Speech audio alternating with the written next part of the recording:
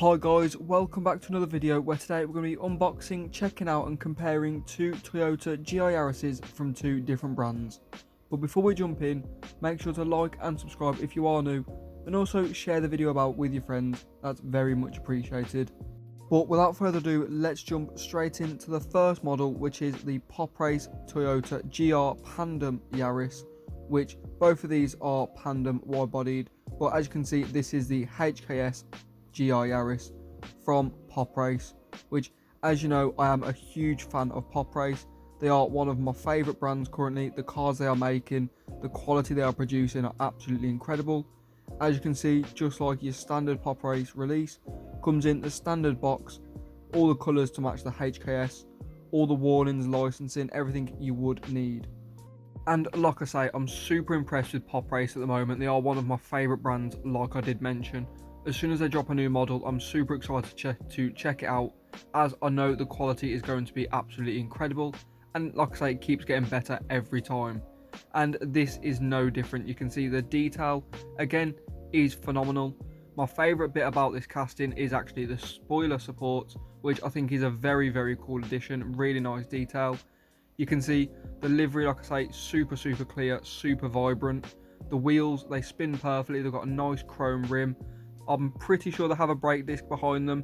It looks like they do, but I'm not entirely sure. I'd actually have to take the base off and have a look myself. But you can see the wing has got a nice carbon detail to it. Again, the writing, all the lettering for all the decals, super clear. The badges, again, the clarity on them, very nice. You can see the GI Yaris on the back, the Toyota front and back as well. Again, overall, just really nicely done. But let's see how that compares up to the next model, which is the Tarmac Works Pandem GI Yaris. Obviously this one is the drift version, as you can see, also from the Hobby 64 collection. So instead of coming in the smaller cardboard box, like I've said before, this is the one that does come in the acrylic case. So obviously that is a difference straight off the bat. That is the display purpose. Obviously this you can keep in the case, still see the model perfectly, but obviously that's not how we do it. We do like to take them fully off the base and fully showcase the models, which you can see this model, before we do fully unbox it, it does come with a numbered card, which as you can see certifies that this model is numbered, and as you can see it's number 435. Not entirely sure how much it's actually numbered out of, so please do let me know in the comments if you do know. But as you can see, like I say, the Pandem GI Yaris, this is displayed very nicely. You can see it's got some really nice cool design on the base, which I've not really seen from Tarmac before. Obviously they do actually do different designs on the bases, unlike Inno 64 and other brands like Tarmac, they tend to leave the bases completely plain, which is completely fine because I do like that cleaner look. But again, it's nice to see the different designs now and then. But again, it's not about the packaging, it's about the model itself. Now, there is a price discrepancy with these models. The Pop Race will cost you around £15 to £17. The Tarmac around £22 to £25, depending on where you do get them from. But again, I do feel like they are okay to compare, because I don't think the price is too crazy. But you can see this model is very nice. Obviously the wheels don't spin as well as the Pop Race, and obviously you can see it does not have the spoiler support either, which isn't a big deal, but like I say, that was my favourite part on the Pop Race. You can also see that it has got a really nice carbon effect on the roof, which to me was really cool, as the carbon effect is different to any other carbon effect I have seen on models. It's not sort of your weaved effect, it is kind of crisscross, which I don't know if the camera does pick it up, but it's actually really cool. And just like the Pop Race model, the decals are applied very nicely, and the paint application is done very well as well.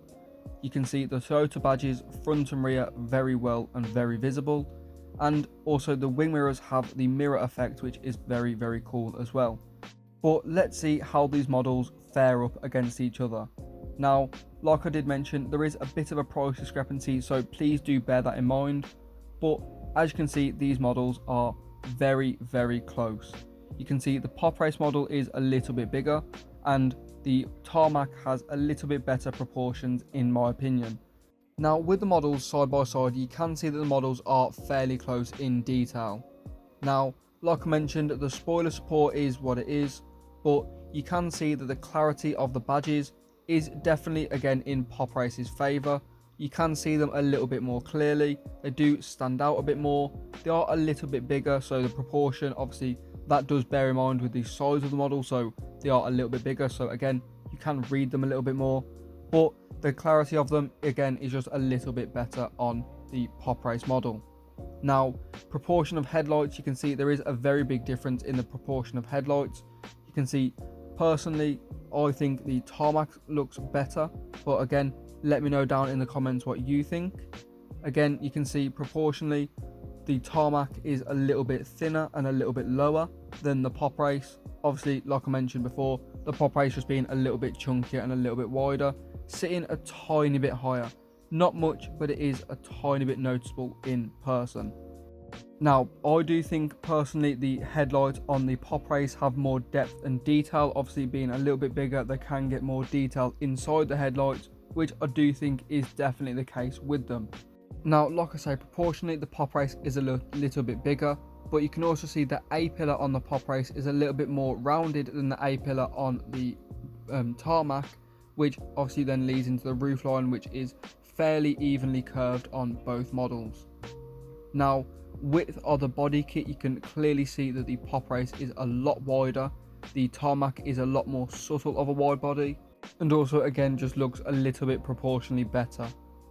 But you can see that unlike the headlights, the tail lights are a little bit better detailed wise on the Pop Race.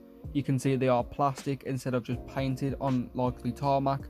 Obviously, we have seen that on the likes of Mini GT as well, where the headlights are a bit too intricate to use plastic pieces, so they do tend to just paint them, which we have actually also seen with Pop Race as well. So it is a common thing, it's nothing too strange at all.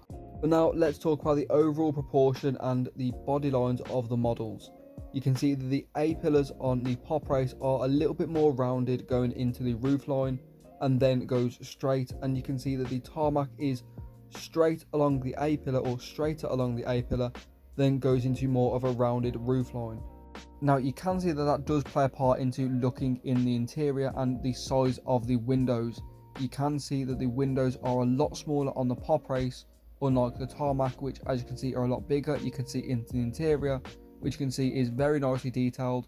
The dials on the dash, the harnesses on the bucket seats, as you can see again, even the metal harness pieces, all the harness straps, everything very nicely detailed.